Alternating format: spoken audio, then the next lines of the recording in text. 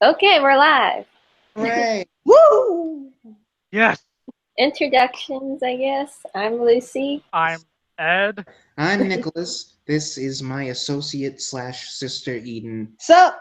I guess we're gonna be talking about Rose. He's smart and I'm weird. Just open with like first impression. So like who wants to go first with what they thought of the episode, I guess. It only occurs to me now that the last time I actually sat down and watched this episode was 4 years ago. Jeez, no, we watched it at one of my birthday parties. I don't remember. The last time I remember watching this episode with like any kind of critical eye was in 2013 when I did like a written review of it in like preparation for the 50th anniversary. And like I gave it a 7 out of 10. This is a big part of why I don't want to do number grades for reviews anymore, because if I were to review this now, I would not give it a 7 out of 10. This Would episode, you give it a less or more? definitely less. This episode was not good for me this time.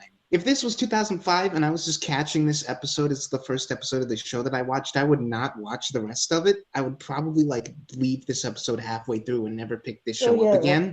Especially Mickey and Jackie. Like Mickey and Jackie, I like them. If all I had to go on was this episode, the two of them are insufferable. Like I never thought going back to this episode I would find Rose more tolerable than Mickey and Jackie. The worst. Like they're cartoon characters. Like Mickey especially is like a cartoon. Jackie is just like a really obnoxious, like needy mom stereotype, and that's kind Are of we talking fake Mickey or regular Mickey or both? both. I mean, fake Mickey is literally a cartoon because he's made of really moldable plastic for whatever reason. Mostly a body language thing. It's mostly it's mostly an acting thing. Right. Like Mickey as written in this episode, I don't think is a big deal. The way he plays it is like the cowering comic relief, and it Does it too much over the top. and like it's so weird because this is just like comparing him to later episodes where he gets really good, and he's really good at like human, just he comes off as a natural person. And it happened in this season, I think, so it's really weird. The best episode I can think of for that is Girl in the Fireplace. I would have went to something like one of Cyberman. the Cyber. Yes. Rise of the Cybermen like and that- Age of Steel. Yeah. Yeah, those are the ones that give him the most to do. Because I don't know, is it necessarily true that they filmed this episode first? Only they filmed the second episode before the first. And that makes sense because he's not in there. But it's like just the actors. Mickey and Jackie are my worst thing about this, and the best thing was easily Christopher Eccleston, because it feels like he's already settled in the role, and like he and Billy Piper already have a little bit of a chemistry. Even though I'll get into this later, I don't buy how their relationship entirely progresses over this episode. There's one moment that everyone I think knows what I'm talking about when I bring it up, and it's going to feel really bizarre to me. But I guess just so I can shut up for a second, you guys, general thoughts on the episode. My problem with this episode, I kind of unfairly compare it to the 11th hour. Yeah, that's the natural I thing tell to compare it to. I tell everyone I introduce to Doctor Who watch 11th hour, then go backwards. Yeah. Better representation of what the show is now. They're the same kind of setup, where it's like it's this Doctor's first episode, the first episode with the companion. It's set in modern day London. The issue of the last episode of the show was in the 80s. Anyone knew exactly how they were going to update it for a modern audience. Some parts of this episode feel kind of dark, and other parts feel really silly. Not even a thing of this being like the first episode in a while. Maybe that's just a Russell T Davies thing, because that's sort of a common. That's my problem. thing. Dark and serious one moment, and then he's just completely silly and stupid to death. Yeah, it's just like maybe that's just his Style. writing. Okay, anyway, yeah, you were making a point, Edward. Yeah, I was like, Russell T Davies did a lot of soap operas before this, like Queer as Folk, and he also did drama with Christopher Eccleston called Second Coming. He has a diverse writer, but just the problem here is that he thinks he can just casually throw in all different kinds of tones into an episode, thinking it will mesh well, when really it doesn't. Yeah, that's the thing with a lot of his episodes, and a lot of episodes in this season in particular, is that it's not that it's a problem of it being too dark and serious and then we go too goofy.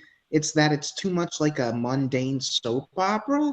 Even in like the way that it's filmed. I haven't watched any of Russell T Davies' previous shows, but when I look at season 1 in particular, it's like Cheap. Well, not He's cheap. fresh out of the soap opera camp. it's like All My Children or something. It's like it's shot like one of those soaps that you would catch on ABC or something. As someone who watches those soaps regularly, I can agree with that. And just like the weird orange tint that every episode has, just the sort of camera qualities. Like they purposely put oil on the lens. Yeah, like the whole like vapor rub that you put on the lens thing.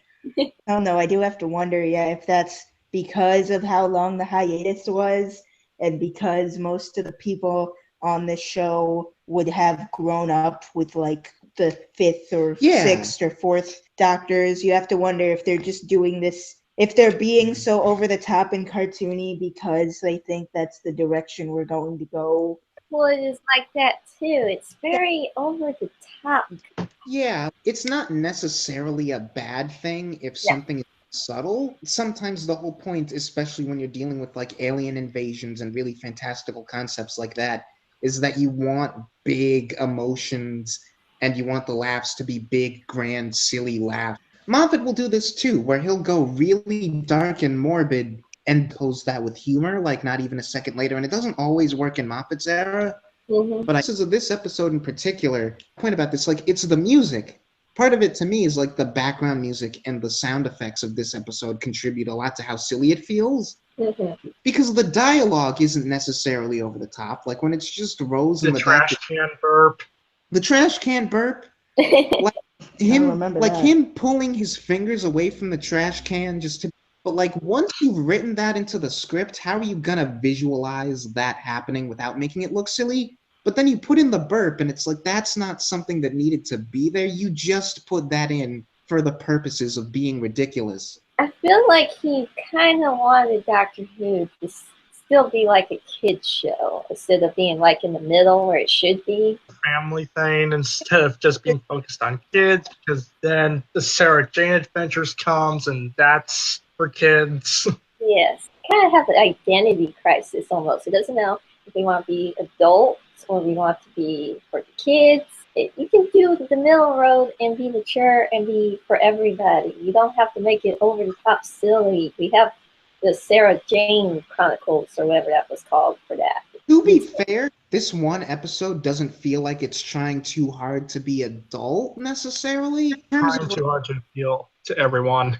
I don't think this episode has a demographic problem. I don't think it's trying to appeal to a particular age or a particular gender or any of that. I don't think that's where its problem stems from. I do think it feels weirdly dated. Like just the first couple of minutes, just that montage where it's Rose waking up and going to work and like hanging out with Mickey, and there's this weird, like it's not a pop song, but it's like Murray Gold's orchestral score attempting to sound like a pop song. Yeah. Specifically a British pop song from the mid-2000s, and it's like immediately dates this episode. And it's like that's the type of dated stuff that adds to it feeling silly. It's not necessarily a bad thing that we know that, oh, this takes place in 2005. But when you open it, when it's like this is your opening to Doctor Who, that it's like, for the most part, this really classic, timeless show that pretty much any episode can be watched at any time. And this is the first bit of it you're getting in years, and it's like, we're the 2000s now. Yes.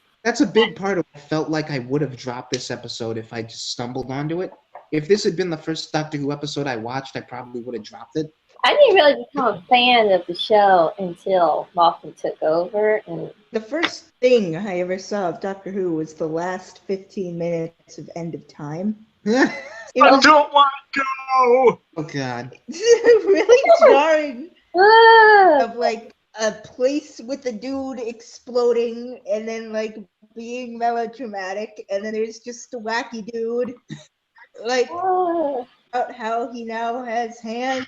Yeah, it's like I think everyone has like a specific vision of this show in their heads, and I think that has everything to do with what your first encounter with it is. I feel like the tone thing is something that's like something that we can come back to, because I feel like we're talking a bit in circles. It's just that we go on to something more positive. I don't know if you guys have any other like big positive parts of this episode. Christopher Eccleston. My one positive is Christopher Eccleston, like immediately. Same. Christopher Eccleston, the scenes with Rose and the conspiracy freak are pretty good.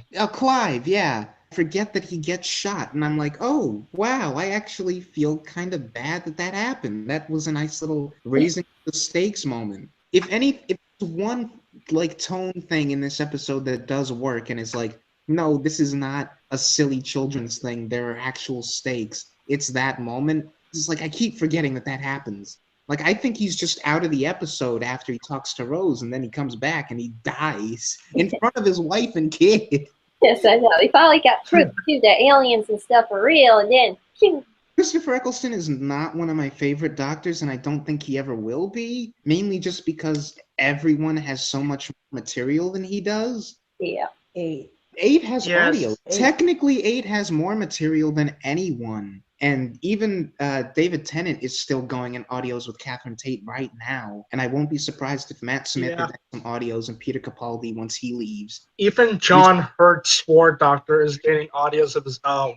The thing about it was like he's my first Doctor, so it's like he's very broken for most of his era. Like when he's like being happy and excited, I think that it's like him throwing an act in India at the end of the Tucker dances where that is genuinely the first time his Doctor is happy. Originally, we thought he fought in the Time War, and then we found out that he was born to carry the guilt, which is even worse. Like, even though he's not happy, like, I'm fine with the Doctor not being happy so long as it's witty. I don't know if I've ever mentioned to you guys Amanda Hagen, who does, like, Doctor Who reviews, particularly of episodes she really doesn't like. And she's particularly, like, has a problem with Eccleston because, like, her whole thing is that he's not upper class enough, and like she sees the Doctor as a character who kind of has to be like high class, and I don't necessarily have that. Like I like that they all have for the most part a sort of upper class dress sense, but just outside of the costume I don't have a problem with any like aspects of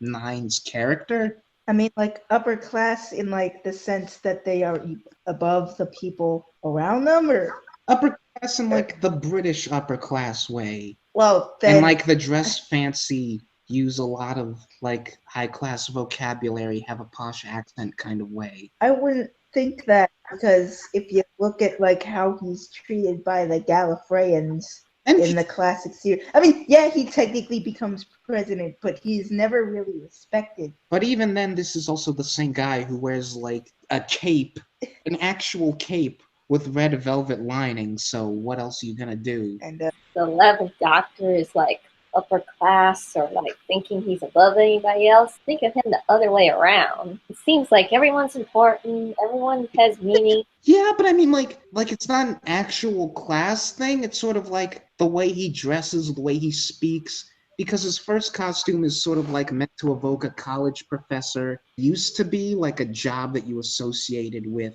someone who's well off and has a degree of class to them. And then his second costume just gets more extravagant. Basically he's saying, I'm not sure I like the leather jacket. Everything about Eccleston is fine. The thing about this leather jacket is it's not really contemporary. It's actually from the 1940s. Trying to portray him as if it's from 2000. It's not even that, it's just that it's so nondescript that it could be from anyone. I also think it doesn't help that his shirt isn't a button-up. You notice that? Like every other Doctor has a button-up shirt of some kind. He's dressed the most modern and casual out of all the Doctors. Everyone else has like a cool, or not cool, but like quirkiness to him. He's just kind of almost boring, if you want to put it that way. So. And I know the argument for doing that is that, oh, it's the first episode of this show for a lot of people with more modern sensibilities. They might get turned off if he's wearing something too extravagant, like what kind of show is this? I feel like that's the type of thing that you should embrace. The first episode I watched was a Flesh and Stone, and I see this guy who's dressed sort of weird. Like, this is sort of an action-driven show, and this is not the type of clothes that an action hero wears. The thing about the leather jacket isn't even that it's modern, it's just that leather jackets are a thing that action protagonists wear. Matrix. and that he wears stuff that's like not what you would expect an adventure hero to wear is a lot of what sets the Doctor apart. There is also the idea that he's just so traumatized by the Time War that he doesn't have time or want to put effort into his outfit or his quirkiness. It's like, think about it. Think about the way he presents himself to Rose from what I remember of this episode, and him saying like he feels the earth turning around and like placing himself sort of above other human beings. And does that really seem like the type of guy who's gonna like put on or even take the time to like find these extravagant outfits? Because maybe he speechifies like that a lot. I mean, but you do always see, or most of the time, see the Doctor pick out his outfit. I don't know if this is actually true because I didn't pay enough attention to his outfit in Day of the Doctor, but apparently the War Doctor's coat and the Ninth Doctor's coat are the same coat, and he just doesn't bother to change. He just takes off the ascot. And I don't know how true that is, but if this episode is like meant to imply that this is the first time he's seeing himself in a mirror, where it's like, okay, that's really confused too, right? So is Rose happening literally just like, I was going to say like in an hour. I don't know. Time travel. Because that's what's vague about this, because she goes to Clive and he has all of this stuff of Ninth Doctor like in friggin' BCE times and with like convincing this family not to go on the Titanic and the Kennedy assassination, he's there. And I forget where I heard this or where I read this or what, but I think Russell himself said that like all of those things were meant to have happened in like the 5 seconds that he's gone at the end of the episode, between like him leaving and coming back and saying, oh, by the way, it's also a time machine. He does all of that stuff, but there's nothing in the episode to suggest that. So what I'm left wondering is like, did he never look into a mirror as he was in the 1910s or during the Kennedy assassination or wherever else he was? I think they just did that for the audience. I mean, I really don't think they put that much thought into it. It's like, because when I saw that, I was like, wait a minute, he never seen himself before. This is the first time. Little funny thing you do for people who already know what regeneration is and like, oh, we know what he's doing. But at the same time, like, I feel like when you write that in, you also write a line of dialogue, if not in this episode, then somewhere, where he comes out and says, this body is brand new for me. And this is like the first thing I'm doing in this body, because otherwise it seems like he's been going around for decades, possibly not looking in mirrors. Put it past the Doctor to have done that, but Very sure all of those adventures happened before he came back to us and said, oh, by the way, it travels in time, because stories with the Ninth Doctor done where it's implied that it's done before he went back to Rose and said, oh yeah, by the way, time machine. Oh, like were those official? Yeah, like official short stories written by authors. Oh, wow. Expanded Okay. universe material. Time continuity in this series is kind of all over the place, so those could be rejected or accepted by the show at a moment's notice. Yeah, But it contradicts itself in 100 places, so you pick and choose. I think a lot of it is, I take what the creators sometimes say with a grain of salt, because sometimes it's like, oh, that sounds cool, I'll just go with that. And it actually was just a fan theory to begin with. Yeah, it's like Word of God is great and all, but if it's not in the show, it's not in the show. Yes. The name of the episode is Rose, and we should probably talk about her. Oh boy. Edward's favorite character. No. More the main character of this episode than the Doctor is. Like, it's not necessarily the thing that I have where it's like, it's sort of the opposite where, because I brought this up in the review that I did of Christmas Carol, where a way that I really like when we use the Doctor is that we have him be like, he's the audience's eyes and ears to someone else's story, and we sort of like watch him be the guy pulling the strings in the background. He's like the space Gandalf, in his own words. He's like the supporting protagonist. He's the one driving the action, but he's not the main character. Mm-hmm. He's the Atticus Finch. Yeah, but in this episode, it's like Rose is definitely both the protagonist and the main character, and we're like She's the eyes and ears, of course, because that's what the companion is supposed to be. But even in like the classic show, even though the companion was supposed to be the one who stood in for the audience, we only really did that with Ian and Barbara. Everyone else is like, we meet them as the Doctor meets them most of the time. But here it's like we're following this like 19-year-old for her just throughout her daily life, and I'm sort of like I can't detach myself. I already know that I'm not going to like this character in future episodes, so it's hard not to be immediately dismissive. But again, I feel like I'd have that same reaction just sitting down and watching this as it aired in 2005, where I'm like, why should I care about this person? That we go for about 5 solid minutes before we get the Doctor just suddenly show up. We spend like 2 minutes with him, really quickly like establish all of his key character traits, and then like have him just exit the story randomly. That's what you use a cold open for. And I find it kind of weird that we start the episode with the title sequence. If this were made today, I get the feeling like we do the cold open with Rose, we'd have the Doctor show up and be like, hi, I'm the Doctor. Who are you? I'm Rose. Oh, nice to meet you, Rose. Run for your life. He closes the door, the building explodes, and that's where you put the title sequence. And then I think that's like a hook that lets the audience know, oh, this is what's going to be followed up on. Maybe I'm just too used to shows from this decade doing that, but it feels really weird. Like, that's the first thought I had when I pressed play, where it's like, oh, wow, the very first thing is the title sequence. That's so weird. So what do you think is Rose as a character? And keep in mind, we're talking just about this episode, Edward. Just this episode. This Edward, what do you think? She's thick and treats Mickey horribly. She's I mean, plastic replacement of Mickey is clearly plastic, but she doesn't notice it until the wine bottle cap goes into his head. Like, what? She even has that line.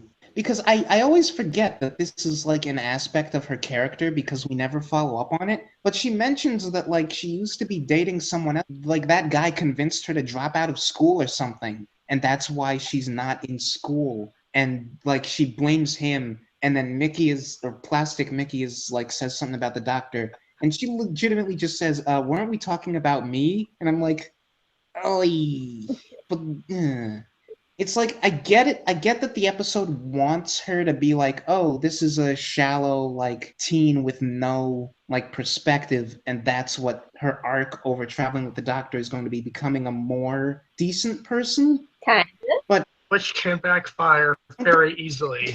I don't think the episode can decide whether it wants her shallowness to be, like, lovable or really kind of, like, selfish. It's weird. What I don't understand is when we watch these episodes, they constantly tell us how great Rose is and how she's a great character. It's like they're trying to tell us great person, but Russell T.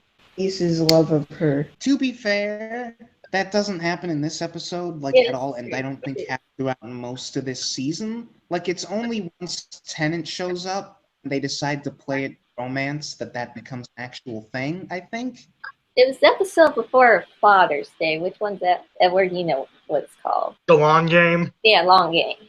I remember at the very end, him like bragging that I only take the best, and Rose is the best. Stuff like that. And then she messes up the very next episode. You could argue that that's there to set the next episode, so that like we know thinks highly of her, so that when she disappoints him, it's like real disappointment. Like, I thought you were better than this.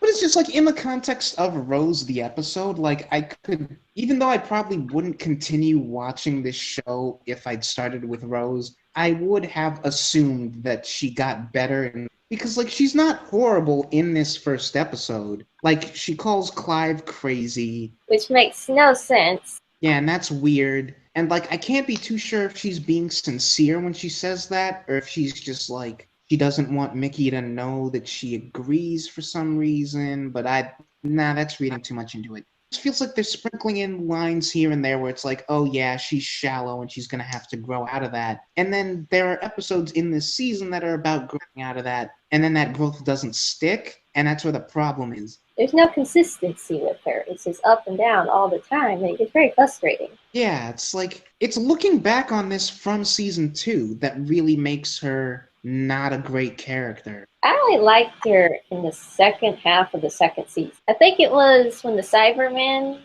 first showed up. I liked her from that point. and I thought she was good. And then she came back, and she sucked. Just that with Rose Tyler, she's inconsistently written. It seems it's like the other writers tried to make her likable, and then Russell T Davies just writes her incredibly arrogant.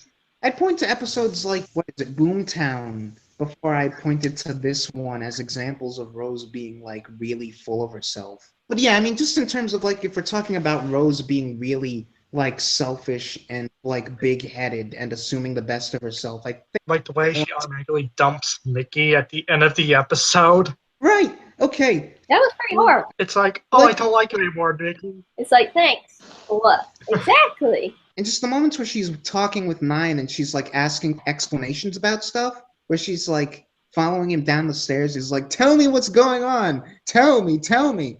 I get it. I get that it's the point that she's kind of obnoxious about it, but the fact that she doesn't necessarily become a better person makes it worse, where she seems, like, really clingy and really, like, demanding, even though she doesn't necessarily have a right to any answers. I don't really have a problem with that scene. I mean, I guess I would put myself in the situation. I would want answers, I guess.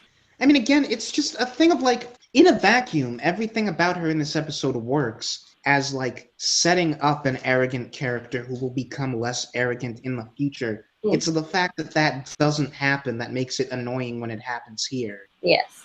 She starts out as, like, an arrogant character who's, like, isn't gonna change. But I think they started her out as this arrogant character and then, like, tried to rewrite her as this shy character who, Really? like, wanted her to stand up for herself more without realizing that they had completely shifted her character arc. I do not get that impression at all. Like, both of you guys, like, you're saying that she's written inconsistently, and I don't get that at all. I don't even think that's necessarily true of this episode. It's certainly not. Just, like, her general demeanor of being sort of a shallow, poppy teenage who never really grows out of that. I feel like she's really consistent. It's just that the most consistent things about her are her flaws and that they never really go away. And it's like, I know that someone pointed out how she calls to see if her mom is all right, and her mom starts freaking out, and it's like, Rose, there were friggin' plastic people everywhere. And then she just hangs up without explaining anything.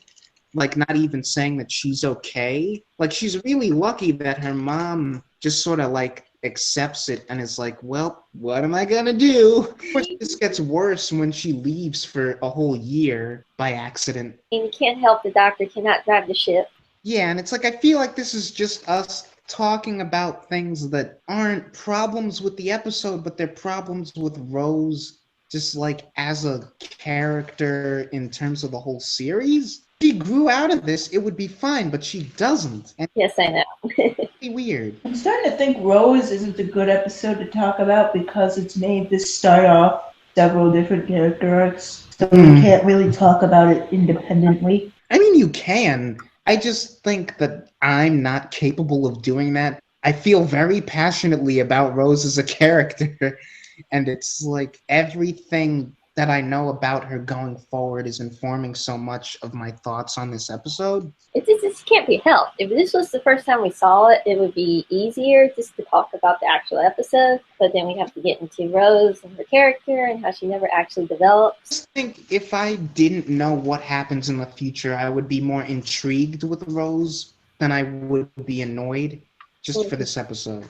Essentially, Rose was a good episode at the time, but when, in retrospect, looking at where things went in the Russell T Davies era, it doesn't hold up. I'm not really sure I would even say it was a good episode at the time, at least not for me, because again, like, I didn't see it in 2005. I only found out about this show 5 years later. I don't think the quality of the episode has changed. Like, how I see Rose's character is definitely informed by what happens later, but I think just most of my other problems with this episode are things that are just problems in a vacuum, like the tone problems, like the fact that I really, really do not like the background music just for this season in general, but this episode in particular. The background music is really distracting. Yes, it is.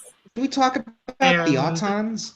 The Autons? The nesting consciousness Because and the they're kind of Autons. generic. Yeah, or the Nestine consciousness. It's like the Nestine that controls the Autons, that's called the Nestine consciousness, and the actual drones of plastic are the Autons. They're written in their classic stories than they were written here, but the issue of like single parts, 45-minute Doctor Who episodes that I have is that they don't have enough time to flesh everything out that a typical 4 parts classic story would, so portion of stuff is underdeveloped and rushed. I don't necessarily disagree with that. I don't think in the case of this episode it's a problem of it being 45 minutes so much as it's a problem of it being the first episode in years. Yes. And we have to establish all sorts of things for like the audience. Because the Auton, the whole point of them in their first episode in the Pertwee era was that like it's a social commentary about the plastic industry and how so much of what we're like consuming is made out of plastic, and it's taking over our lives, and it's in everybody's home. And here there's not really any of that commentary in this episode, so I kind of have to wonder why we used these guys. The whole point of their like classic appearances was that like I think just I don't necessarily know how true this is, but I think we were just starting to use like mannequins in stores to like sell things, and people were like seeing them as this really cool novelty. And so when you get that like breaking out of store windows to come and kill you, it's really terrifying. Or at least a couple of times after that. Whereas, have you guys seen the new Ghostbusters movie? Because there's a scene in that where there's like a possessed dummy, and that's like the first thing I thought about when I saw the opening with Rose like seeing the Autons for the first time. And it's, say what you will about that movie, I think that scene was genuinely sort of creepy. The whole like fear factor of there being like living mannequin plastic dummies is that they don't move like humans, and it's kind of freaky looking. And I think this episode does and doesn't have that, and it really doesn't work. Toward the climax, I guess, once they start doing the robot and stuff, and everyone's sort of like laughing at them at first, I'm like, feels really not genuine. Like it feels unnecessarily cheesy. Mm-hmm. Yes. It should be creepy that these plastic dummies are coming out of their stores and trying to attack people, and it isn't. It's just sort of like, I can tell that these are people in plastic dummy suits. Yes, it does not feel like a creature. It feels like, you said, someone in a suit. It's not creepy. And like there are background moments where in the background they're just doing stuff like waving their arms at nothing in particular. Oh, that whoever was directing the episode just gave them direction like, you guys in the background just do stuff. It doesn't have to be menacing, just move your arms around. Go this direction and do a karate move. When you're working with like mannequins, that's sort of the stage direction that you would give. I don't know, it just comes off really silly in execution. I know I'm harping on a point, but that's really all there is to like talk about in regards to the Autons in this episode. They look kind of silly. I like the handguns, but they don't really do anything. Like they eat Mickey. I guess, how do we feel about the idea of them? Now that we've got sort of a budget, we can make things happen where it's like not just plastic people, but like plastic garbage cans will attack you. Think of the possibilities. We can do anything. Garbage cans. Part of the love this episode gets is nostalgia for like people that like were watching the show when it came back. And on Facebook and Twitter, it's like a lot of people have like rose goggles about how the first episode Rose was perfect when it's really not. I've yet to meet a single person who like really loves this episode or would even like recommend it necessarily as the jumping on point. This is just an episode that I found to be passable for a long time, and it's only now looking at it that I really don't even think that it's that. But like, just to go back to the Autons for 1 second, I do want to give a little bit of credit where it's like the one moment that I think is effectively creepy and also just like a decent little character bit is where Plastic Mickey and Nine pulls his head off of him, and like it's still for a second, and then it opens its eyes, and it's like the old lady's head in Total Recall. I just love that everyone starts freaking out, and Eccleston just gets this little smile, and that's like the first moment where you get like, he's not just trying to stop these guys because like he feels it's his duty or whatever. He just loves doing this dangerous stuff. And there was that one guy screaming. I was like, dude! Don't think that's gonna stop me. I just laughed out loud at that. And again, the guy's just like, ah! Then it cuts to Eccleston smiling. Like a psycho. Oh, right.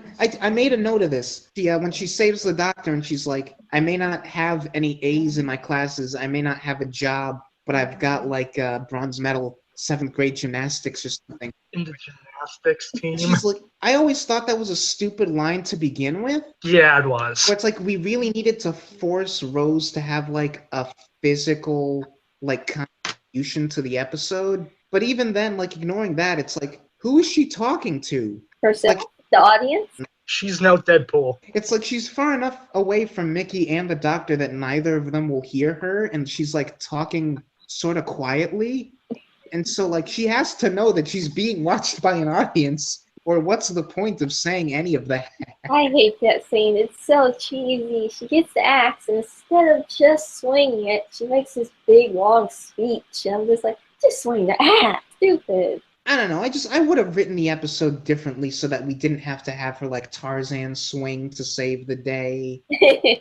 Like, I don't know, it felt like Nine can't get himself out of that. It doesn't even look like a strong hold from those two Autons. I think it's insecurity. Like, I think Russell was insecure in whatever, like, first draft or whatever initial story concept Rose didn't have any, like, active hand in saving the day. Plus, just you have to have a little bit more tension because otherwise the Doctor just is talking to this thing, they disagree, and he pours the stuff on it. The anti-plastic. Yeah, some kind of tension, like an Auton trying to throw the Doctor into molten plastic or something. Yeah, you need that tension, so some third party has to come in and save him, and it makes sense for that to be Rose. But at the same time, like, I feel like they had a decent thing going there. You don't necessarily have to be, like, physically adept to be a companion. Like, it helps, especially if you're Ace and you have a bloody rocket launcher. Rose and the Doctor have been having, like, this back and forth throughout the whole episode. She's really mad at him for constantly forgetting about Mickey when he might be dead. He's serving as like the conscience between the two of them.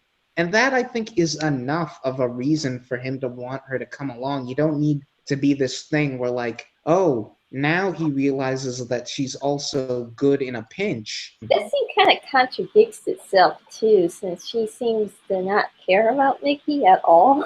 I wouldn't say she doesn't care about him. Like, clearly she has affection for him, especially in the early scenes. I think what we're meant to take away, because I think what's meant to be the idea is that she really likes Mickey, and she's really upset at the idea that he might be dead and that the Doctor doesn't care. And then when they find him and he's fine, and the Doctor is trying to save the day, and he's in trouble, and Mickey says just to leave him, that's like Rose's moment of like, you're kind of a coward, and even though we're sort of still friends, I don't really like you the way I thought I did. Mm-hmm. But there needed to be like a moment where Rose like absorbs that, because it's in the middle of a really like quickly paced, quickly edited sequence, and it's like you'd be forgiven for not even picking up on that line. But yeah, like my read this time is like Mickey says, just leave him, just let him die, we have to get out of here. And that's when Rose is like, oh, wow, you're kind of useless. Her backup plan. Like, if this don't work out, the Doctor, I always have Mickey. Yeah. Which I really hate that. It's just move on. I mean, it's like, you can be friends with him, whatever, but she just wants him to be waiting for her, and it's frustrating. Just ditch him. She strings him along. Yes, I don't like that. Yeah, so how would you stamp this episode? I actively avoid, like, using number grades when I talk about anything now, because it doesn't have to be a number thing. It could be like meh or all right or forgettable or whatever. A meh camp. I don't think I'm ever going to watch this episode again. I'm glad that I picked up on the little acting moments and little bits of dialogue from Eccleston that I really liked, but those good things about Eccleston's performance are not enough for me to ever come back to this episode, I don't think. It's probably an episode you would want to watch if you were like, for story purposes, but it's not really like you're compelled to watch it, like you want to watch it. Watch this episode when I am binging the whole RTD era. It's not as like revisitable as like The Empty Child. Or even like the finale, really. That final two-parter, I think, is a pretty rewarding episode to rewatch. Yeah, That's my favorite episode. It is the best finale in all of New Who, I which very much. whatever. I disagree with that. Wait, I disagree with that a lot. Which? Because I have several arguments for why the Big Bang and the Pandorica Opens are still the best finale. Yes, they are. That for me, that was just everything was perfect. Everything. I don't know about you, but I rather like the 3-part finale with the Master in Series 3. So, meh for you on the episode? Definitely. Same here. I think it's fine. So, you okay? It's a little above average. Yeah. Yeah, it's fine, like 6 out of 10. Okay, it's okay to watch when you're like binge watching or you need to know the story. That's it. It's not needed. It's obligatory. I guess that's it for now. Guys, in the future, I guess? Allergy!